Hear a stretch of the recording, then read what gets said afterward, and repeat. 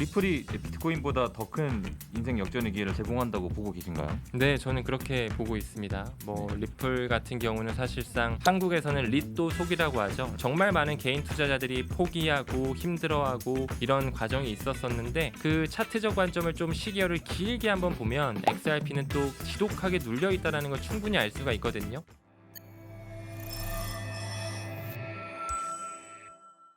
자, 주제 두 번째로 좀 넘어와 보겠습니다. 자, 개인 투자자들을 위한 중장기 리플 투자 전략에 대해서 좀 나눠볼 건데요. 일단 인생 역전의 기회는 비트코인이 아닌 리플이다. 뭐 이런 이야기들 좀 있고. 그래서 왜 사람들이 리플에 대체 열광을 할까요? 저는 두 가지 이유라고 생각을 해요. 많은 대한민국 사람들이 왜 XRP에 그렇게 열광하고 좀 뭔가 진성 투자를 하실까라고 생각하면 일단 첫 번째는 가격적인 부분이 굉장히 매력적입니다. 작년까지만 해도 동전 가격이었다가 지금은 좀 지폐 가격으로 올라왔죠. 사실 비트코인이나 이더리움을 사기에는 좀 부담스럽죠. 비트코인은 뭐 지금 1억 원 중반대, 뭐 이더리움은 최근에 또 500만 원을 훌쩍 넘어줬는데 사실 뭐 한 개, 두 개 사기에는 사실상 좀 뭔가 접근성이 떨어진다. 라는 이런 생각이 충분히 들 수가 있습니다. 그렇다 보니까 이런 가격적인 측면에서 접근성이 굉장히 용이하다. 이 부분이 첫 번째라고 생각을 하고요. 두 번째는 이제 우리나라 사람들이 뭐 테슬라 쪽에 굉장히 또 열광하는 것처럼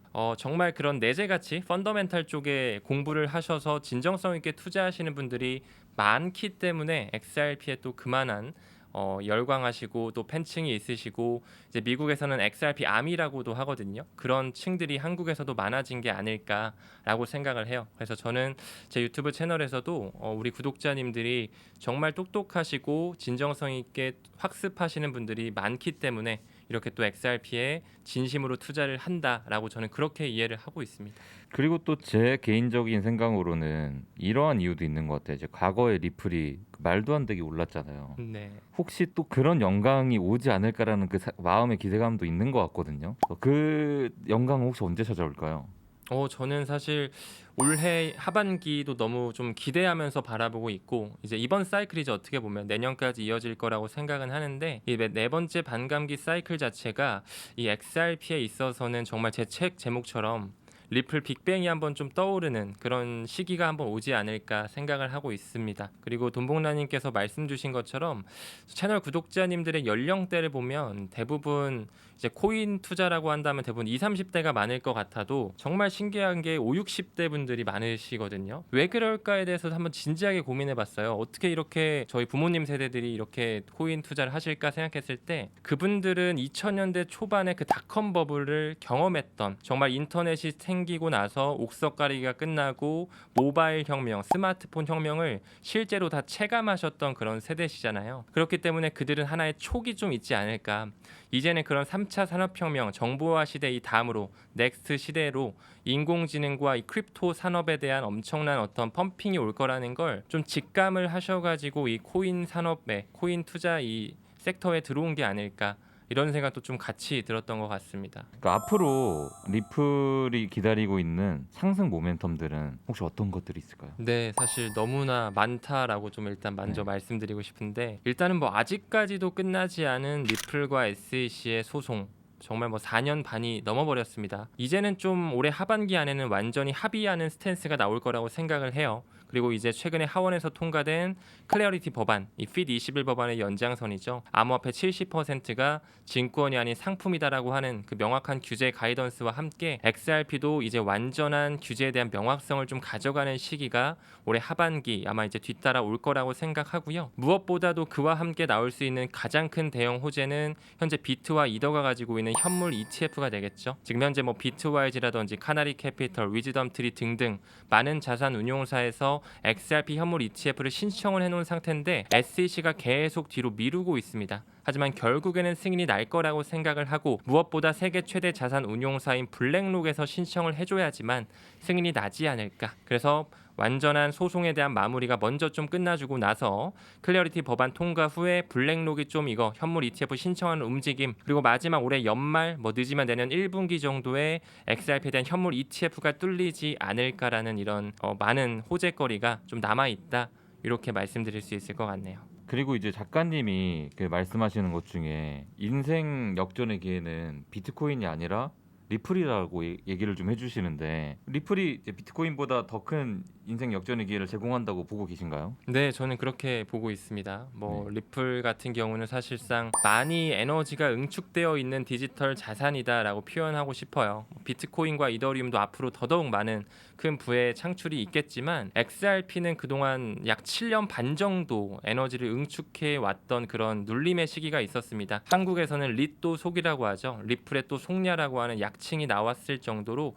정말 많은 개인 투자자들이 포기하고 힘들어하고 욕하시고 또 저도 욕도 많이 먹었고 이런 과정이 있었었는데 정말로 이제는 이제 법적 명확성과 이 스위프트 코드의 리플 네트워크가 이제 완전히 탑재되는 시기가 오면서 XRP를 통해 부의 반열로 올라가시는 분들이 좀 많이 생기지 않을까 이런 생각도 좀 같이 전달드리고 싶네요. 뭐 어떻게 보면 이렇게 말씀하시는 분도 꽤 계시더라고요. 이제 XRP는 이미 선반영이 끝났다. 많이 오르지 않았냐? 많이 오른 건 맞습니다. 맞는데 그 차트적 관점을 좀 시기열을 길게 한번 보면 XRP는 또 지독하게 눌려 있다라는 걸 충분히 알 수가 있거든요. 우리가 두 번째 반감기 패턴이 이제 17년도 때, 17년 말에서 18년도 초반에 엄청나게 막 올랐던 시기가 있는데 그때 당시에 비트코인이 한 2천만 원대였습니다. 하지만 지금은 한 1억 5천, 1억 6천만 원 이상 막 넘어가 있죠. 엄청난 퀀텀 점프를 했어요. 이더리움 같은 경우는 그때 한 200만 원 초중반대를 보여줬었거든요. 고점이. 근데 지금 이제 뭐 500만 원 초반대 오면서 아마 조만간 이더리움을 필두로 한 알트 시즌이 저는 열릴 거라고 생각을 합니다. 근데 그 17년도 18년도 때 XRP의 최고가는 5,000원 정도 한화 기준으로 5,000원이 좀 안 되는 그런 가격이었는데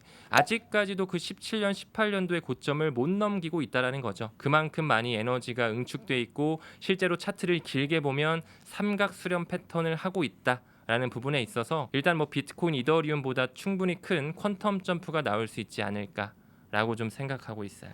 이렇게 들어보니까 리플에 어느 정도 투자를 해야 되겠다는 마음도 좀 드는데 혹시 리플도 이런 상승 사이클과 좀 적절하게 투자하는 투자 방식이 있나요? 네, 저는 뭐 네. XRP뿐만 아니라 뭐 비트든 이더든 뭐 솔라나 에이다든 앞으로 끝까지 살아남을 수 있는 코인들에 무조건 저는 DCA 전략을 해야 된다라고 생각하는 사람입니다. 그리고 저는 뭐 차트를 막 엄청 파가지고 뭐 어떤 패턴을 분석해서 롱숏 배팅하는 그런 부분보다는 저는 좀 현물 투자 쪽에 치우쳐져 있어요. 그래서 또 그런 차트적 패턴은 또 전문가의 영역이라고 생각을 하고 정말 현물 투자를 할 거면 그 코인들에 대한 어떤 내재 가치에 본인이 확신을 해서 비트코인이 또 이제 4년 주기로 반감기가 있다 보니까 그런 부분들을 좀 공부하면서 XRP에 대한 어떤 펀더멘탈과 매크로 경제 이슈를 같이 보면서 투자를 이어가고 매수하는 거는 바이 더 딥 그리고 DCA를 통해서 적금형으로 모아가는 게 바람직하지 않을까 이런 생각 전달드립니다. 그 작가님이 보시기에 리플이 다른 코인보다 이 부분에선 확실히 월등하게 뛰어나다. 뭐 절대 이거는 못 이길 거다 리플을 하는 부분들이 혹시 있을까요? 저는 이제 XRP라는 코인이 어떤 코인보다도 금융에 대한 채택과 앞으로의 어떤 상호 운용성이라고 하는 각각의 페이먼트 시스템을 연결할 수 있는 심장 중에 하나라고 생각을 해요. 뭐 리플사가 현재 약 39개 정도의 특허를 보유하고 있고 그중에 24가지 정도가 유효하거든요. 최근에 뭐 알리바바라든지 도이체텔레콤이라든지 IBM과 같은 이런 여러 빅테크 회사들에도 리플에 대한 어떤 그런 특허를 인용하고 있습니다. 뭐 사실상 비트코인뿐만 아니라 이런 뭐 리플이랑 에이다나 뭐 솔라나 같은 이런 재단들과 뭐 애플, 테슬라, 뭐 마이크로소프트, 엔비디아와 같은 이런 빅테크 회사들의 그 뿌리는 사실상 저는 연결돼 있다라고 생각합니다. 그들의 대주주 목록을 보면 항상 블랙록, 뱅가드, 스테이트 스트리트, 피델리티와 같은 그 유대계 자본의 뿌리 세력들이 존재하거든요. 그래서 저는 이 리플 회사를 만든 주체도 이 달러의 주인장, 연준의 주인장, 뭐 JP모건과 같은 그 사립은행들의 집합체들의 주인장들이 리플사를 만들었다. 다르지 않다. 주인이 다르지 않다라고 생각을 하는데 그만큼 XRP는 경쟁자가 없고 이미 기관의 채택을 받을 수 있는 인프라망은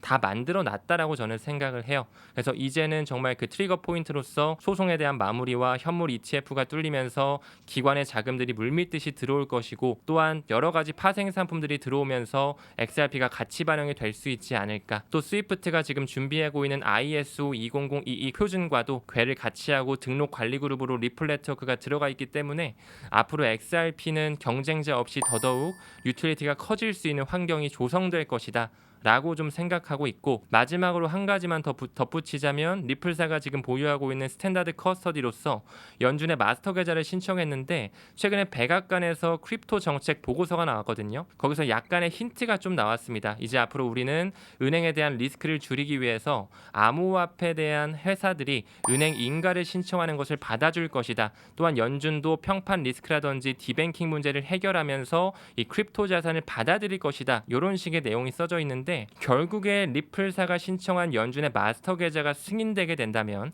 리플사가 발행하고 있는 달러 기반의 RLUSD에 대한 준비금 자체를 BNI 멜론뿐만 아니라 연준에서도 관리하게 될 거고요. 그 말은즉슨 기관의 채택이 더더욱 커질 수밖에 없는 달러 기반 스테이블 코인이 리플사가 발행하는 RLUSD가 될 거고, 그게 결제로 활용될 때 결국에는 XRP가 쓰이는 유틸리티로 적용되는 시대가 올 거기 때문에 점점 이 XRP에 대한 어떤 기관의 채택, 레거시 금융과 융합되는 시대는 점점 공격적으로 확장 국면으로 갈 것이다 라고 좀 생각하고 있어요. 그럼 그 리플에 진짜 큰 리스크가 또 따로 존재할까요?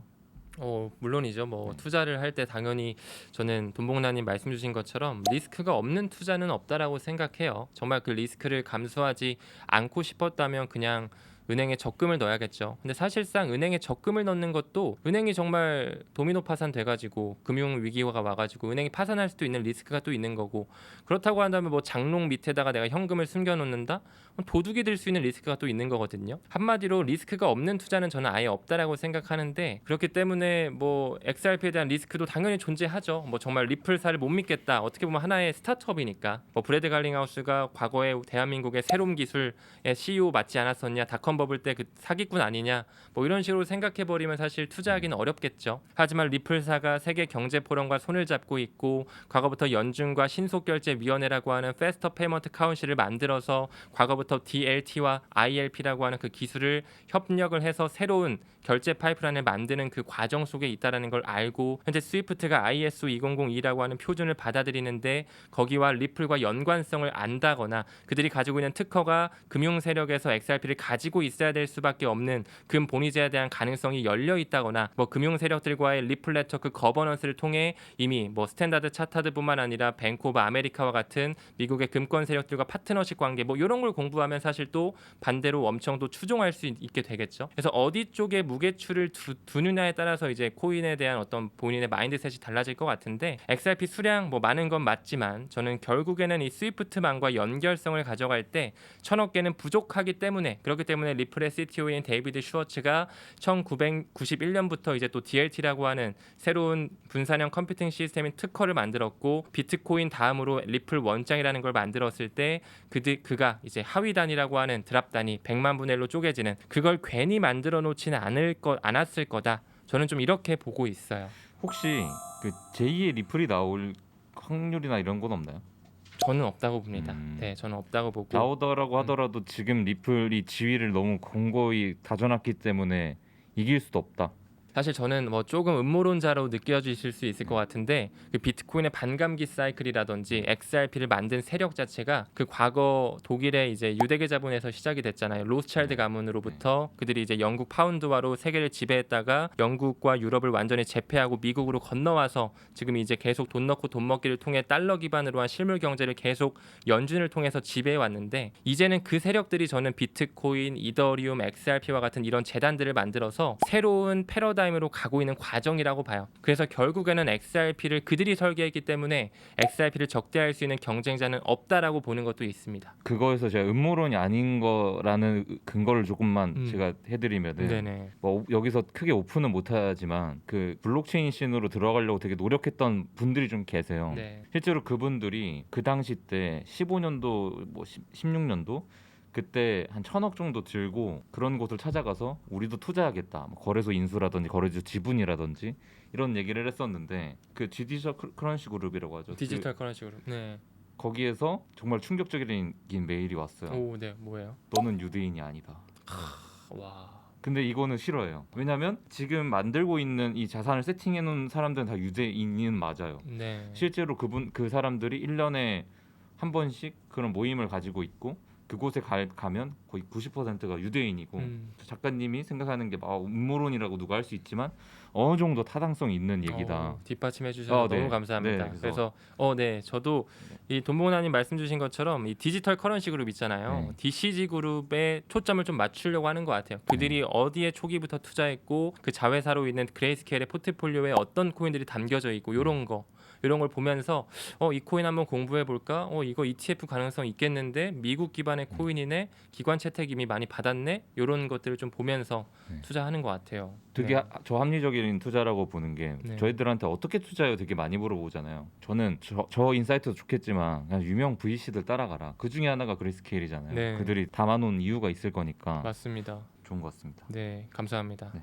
그리고 이제 마지막으로 네. 코인 투자자분들에게 어떤 마음을 가지고 리플을 사야 될까에 대한 것들 조언을 좀 부탁드릴게요. 네, 일단은 뭐 XRP도 성장 가능성이 매우 크지만 저는 좀 분산화 작업도 어느 정도 필요하다라고 생각을 해요. 한 코인에 너무 몰빵을 하는 것보다도 정말 시가총액 그냥 쉽게 탑 10 정도 있잖아요. 뭐 비트, 이더, XRP, 솔라나, 에이다, 뭐 도지 코인도 그 안에 뭐 들어가기도 하지만 그런 어떤 탑 10 코인에 대해 본인이 확신을 갖기 위해 내공을 좀 쌓으시면서 천천히 이런 시대가 이제 열리겠구나. 지금 이제 보이는 돈에서 보이지 않는 돈의 시대, 이제 화폐의 대격변기 속에 우리가 살아가고 있는 건데 그런 부분에 있어서 좀 분산화를 하시면서 천천히 적금식으로 좀 수량에 집중하는 코인 투자법이 조금 더 건강하고 바람직하지 않을까. 이제 막 태어나고 있는 코인 시장이잖아요. 정말 시장 규모 자체가 지금 현재 뭐 엔비디아, 마이크로소프트보다 작기 때문에 4조 달러가 채 안 되기 때문에 사실 리스크도 크고 변동성도 매우 큽니다. 또 24시간 돌아가기 때문에 공부가 안 돼 있으면 잠을 못 이루시는 분들도 있을 정도로